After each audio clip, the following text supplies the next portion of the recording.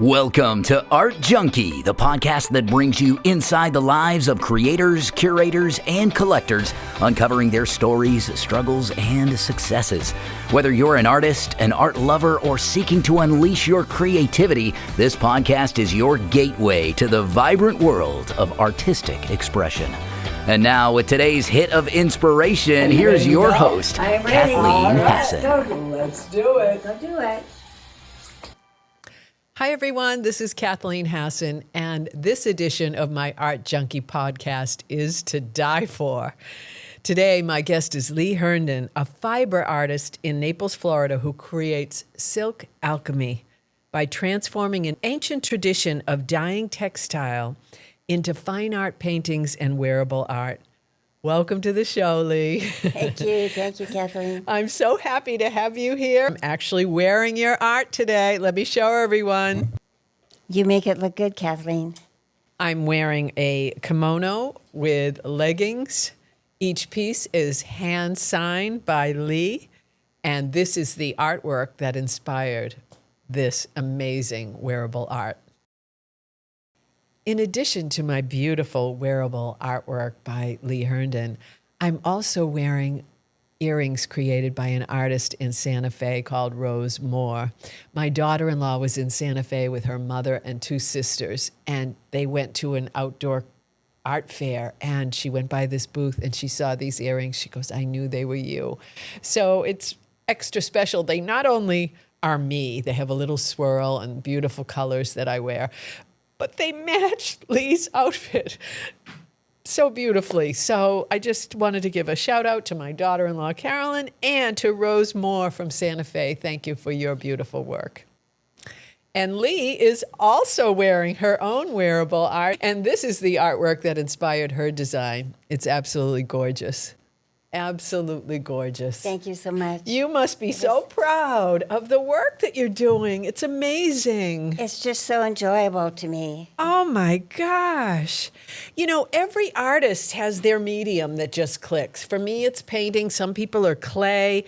What was it about silk and dye that grabbed you and wouldn't let go? Using dyes to me are magical. When you brush one dye over another, the way the Japanese do it, they don't vat dye. They brush their dyes on so that there can be shading and gentle transition of color. And when you do that, the colors change right before your eyes. And as you're working, it's dynamic happening right before your eyes. It's just so fun working that way. Wow. Oh, it gives me chills. What about silk as the surface that allows you to express something you couldn't say in any other medium?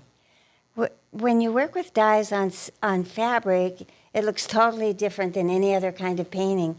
It doesn't look like oil. It doesn't look like acrylic. It just has its own look completely. And no fabric dyes more brilliantly than silk with acid dyes. So it makes it so exciting to work that way. I love how you call it silk alchemy. That really describes what you do. It's amazing. And this is one of your pieces as well. It's just exquisite. Can I touch it? Of course. Oh. It is silk stretched over a canvas. Oh my God. It is just exquisite. On your website, you talked about fast fashion, and I want to talk a little bit about craft versus speed, because this must be painstakingly slow. In a world that promotes bigger, better, faster, more, your process is layering and layer upon layer. Has working this way taught you about slowing down and trusting the craft? So I like to let the dyes matriculate the way they want to, move in the way that they want to. And most of my paintings are about 4 days of work, and it is layered. I do layers of dye and layers of wax too, so that every day is a new layer of wax, protecting another color that you want to save while you go deeper into your colors. And you just build up your colors that way, and there's no fast way to do it. And it's so pleasurable. Anyhow, I wouldn't want to rush. Wow. I know for me, I've worked on paintings for days, and sometimes it's just not coming together. And I've grabbed a canvas and just done something that literally came through me and I'm like, oh my God, and it's sold like that. I love instant gratification, so I'm not sure I have the patience for this, but like it's almost meditative. I wouldn't even say almost, it probably is. It is meditative for me and gives me time to process and to think. And for you, it's easier because you can paint over a new painting entirely and make it a new painting. And I have. And with dyes, they're transparent, unlike paint, so that you cannot paint over, you can darken. Wow. But everything there is going to show through because they're transparent. So some things end up in the trash. They do. Yeah. Oh, thank you for sharing that, though. I think that's really important because it looks like it's all premeditated and that there were no mistakes along the way.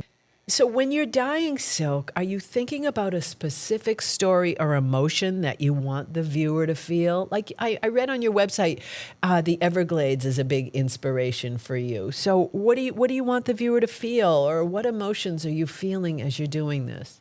Well, I am hoping that viewers understand better the fragile and amazing ecology in the Everglades. They're very unique and very, very special to me. I always start out with a plan, and I always have an idea, often coming from photographing from my kayak in the Everglades. Wow. But I never, ever end up doing exactly what I had in my mind because as I'm working, I get ideas. I end up changing when I'm doing a little bit. So they always evolve in the way they want to evolve. Unbelievable. Do you sketch things out first on the canvas? I often do that, yes. Wow. That's amazing. So a little pivot here. At what point did you decide to turn your artwork into wearable art? Actually, I have to thank my husband, Mark, for that. One day he said, I think I'm going to send one of your paintings to a fashion house. And I said, what? And that started a whole experience and evolution in trying out things and seeing what we could do and bringing art into everyday life and wearable art for people just walking on the streets. Amazing. Hey, Mark, would you bring over the kimono? Well, this actually is a reproduction of this painting that's behind us. Oh, wow. And the fashion house literally prints the fabric from a high-resolution photo that Mark takes. And from that fabric, they then cut the garments I want. Wow, look at this. This is an absolute work of art. It's exquisite. Do you mind me asking, what does something like this go for? What does this retail for? Well, that's my most expensive garment, my Japanese kimono, and that one's $175. But things start about $60. Okay. Most of my garments, and there's a whole range of leggings and other kinds of kimonos and shirts and dresses. Unbelievable. Yeah. This is a work of art, and it's very quality. You can just feel it, and it's got the essence of a small, exclusive boutique about it. I always order only one of a new design, a new garment, until I see I'm very happy with the fabric. And I work with 3 different fashion houses, and I've found really good fabrics and really accurate reproduction of my paintings. Unbelievable. Oh, thank you, Mark. I appreciate it, honey. So unlike a painting on the wall, wearable art moves through the world. Have you ever seen someone out and about wearing your art that you didn't expect? I have quite a bit, and also in my yoga class. I love that. I see a lot of leggings that I recognize. I'm actually going to yoga later, and I grabbed a shirt that kind of, and I'll take this off, and off I'll go to yoga later on. So that's amazing. Does it change how you think about the life of a piece? Like you created this, and then you see someone wearing it. How does that make you feel? You know, when I'm painting with dyes, I'm really not thinking about wearable art. The painting is a story. It's just something that I wanted to express.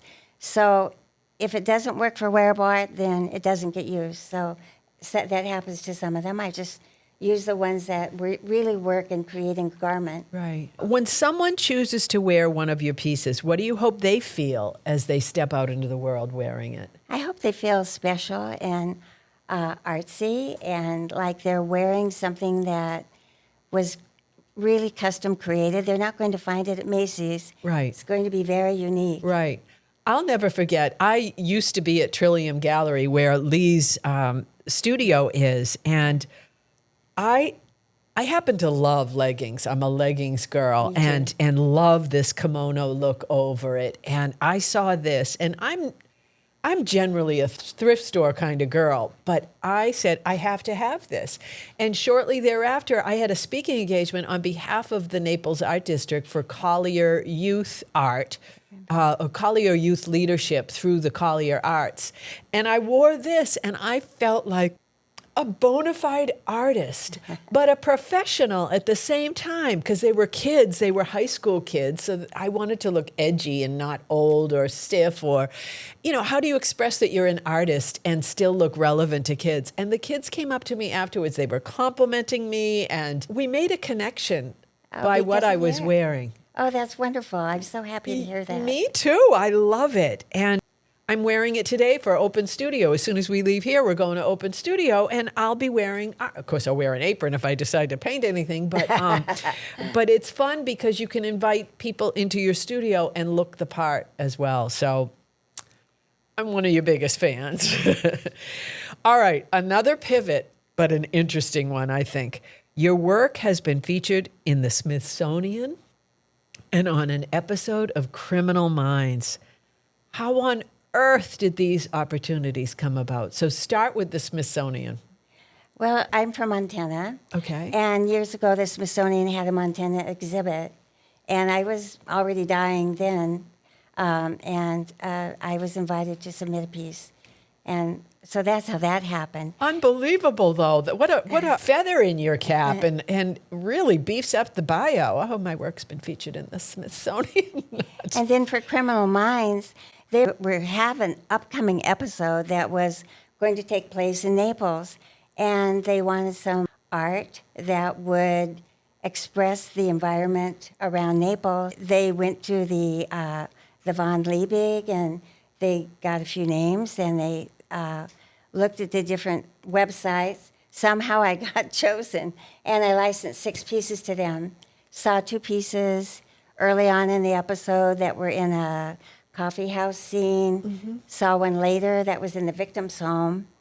So it was really fun to see it on TV. That's amazing. Oh, my God. I would lead with that all the time. I'm a real stargazer, and I just think that is the most fun caveat to have in your bio. Have a lot of people commented on that and been excited by that? Yeah, people are amazed by it, as I am still, and I'm not sure I want to be associated with criminals, but... I was thinking of that as I was driving here. I'm like, oh, what was the motivation to pick your art? Not exactly the look you're going for. But and then you just also recently were hired by the Ritz, I think, to create hand-painted bags. Is that? It was a Four Seasons hotel. The Four Seasons. Excuse me, Four Seasons. Okay. And they were having a launch party for the residences. Okay. Right there on the beach. And 300 people were expected, and they wanted 250 bags painted. So I actually had to get a team of 4 that were working on this, and we didn't have a lot of time. Uh-huh.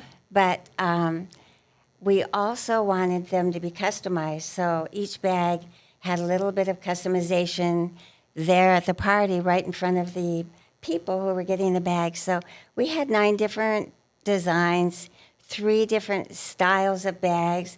People got to pick whatever they wanted, whatever design spoke to them, and I would find out how they'd like it personalized, add some bursts to the landscape. They want their initials, whatever they wanted, we did. That is amazing. What an interesting career you have. It's so diverse and so many facets to it. I feel so lucky to be doing what I love. Really, I am so lucky. So you're doing what you love. How long have you been doing it for, Leigh? Well, in another century is a good answer because when I was in undergraduate school, everyone has to take a little bit of everything, sculpture, pottery, drawing, painting, blah, blah, blah. And the University of Montana had no fibers department, and I wanted to find out what batik was. I'd heard about it, but I didn't really know. So a professor let me do an independent study, and I ordered dyes out of Seattle, and I taught myself how to dye. And the first moment I worked with hot wax and fabric, that was it.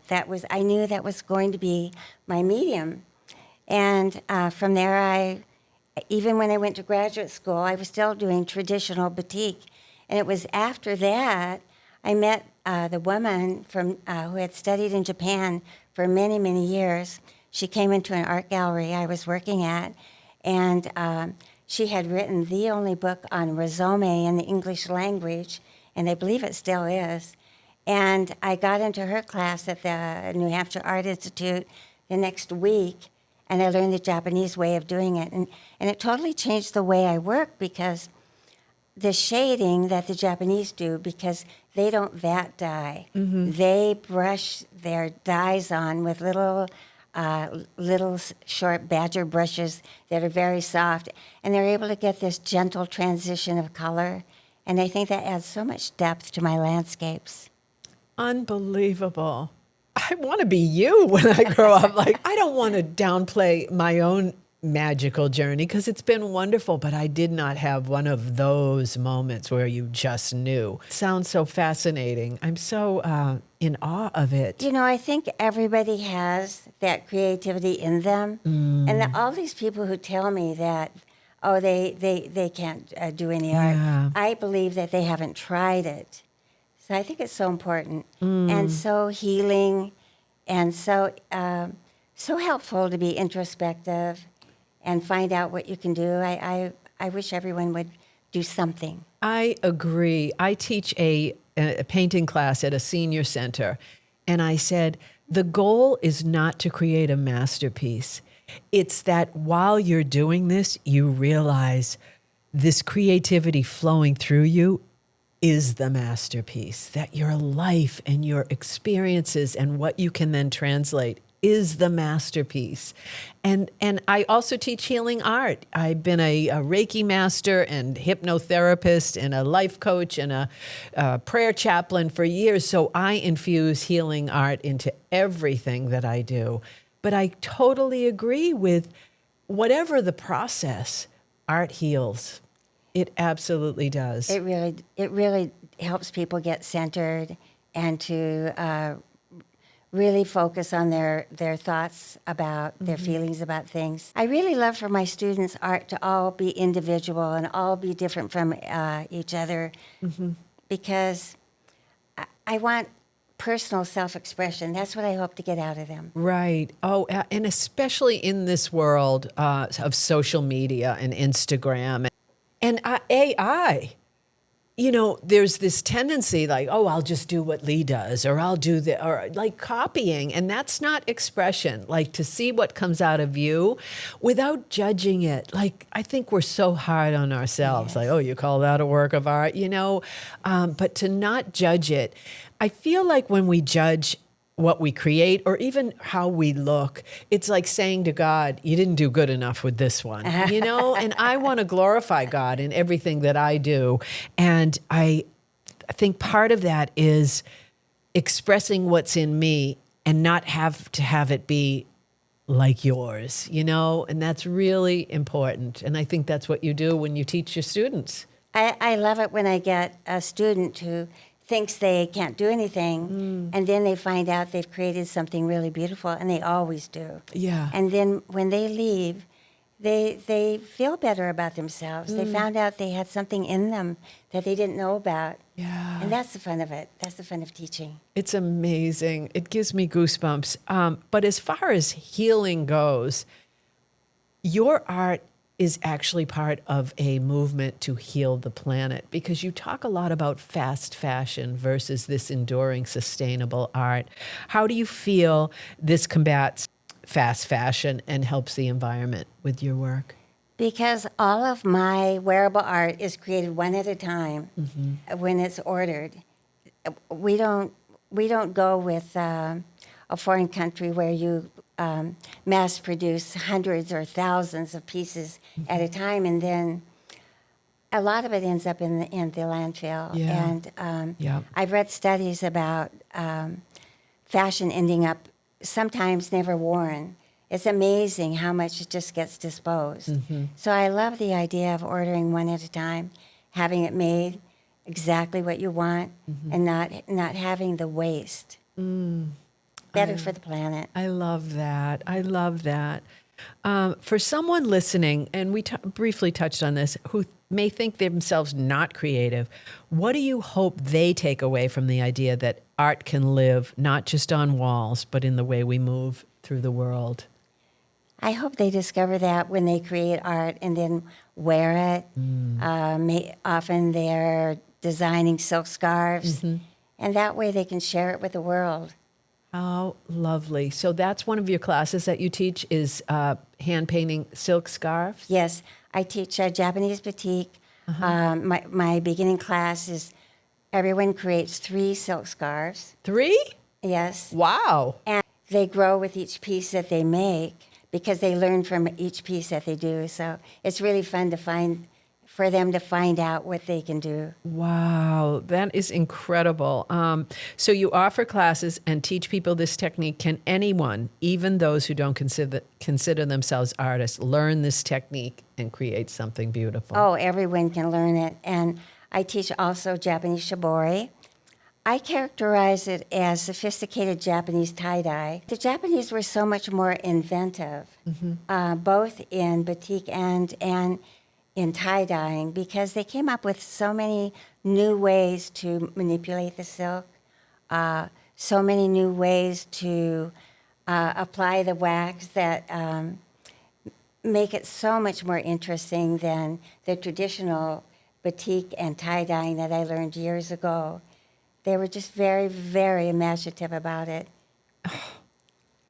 I am so inspired by you. So how can people find you? Tell me your website and your gallery location so that people can find you. My studio is at Trillium Galleries in Shirley Street, right across from your studio. My website is leighdesignznaples.com. Okay.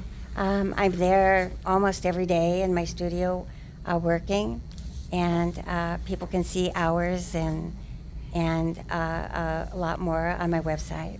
You've got to go see her location, your studio, and your patience when someone comes in. I remember just inquiring. I happened to be walking by. Oh, tell me about this. And you got out your brushes. Like, you're so patient. You never go, oh, I'm in the middle of something. You know, like your whole demeanor fits your brand beautifully. You're just a lovely human being, Leigh. It's so fun when somebody wants to know about it. And it is very different than the way most people work. So there's really a lot to communicate. It's beautiful. Thank you so much for being here. Oh, Thank you, Kathleen. we ought to go have lunch together and just go out and model to the world our beautiful art. I so appreciate you. I thank you so much. My pleasure. Thank you for being here. All right, until next time, don't bogart that art. Share it with the world. Thanks for tuning in. Thank you for tuning in to Art Junkie. Don't forget to subscribe to this podcast so you never miss an episode. Sign up for Kathleen's newsletter and receive a free Manifesting the Muse meditation available on her website at KathleenHassanArt.com. That's Kathleen, HASSAN art.com. Until next time, don't bogart that art. Share your gifts with the world.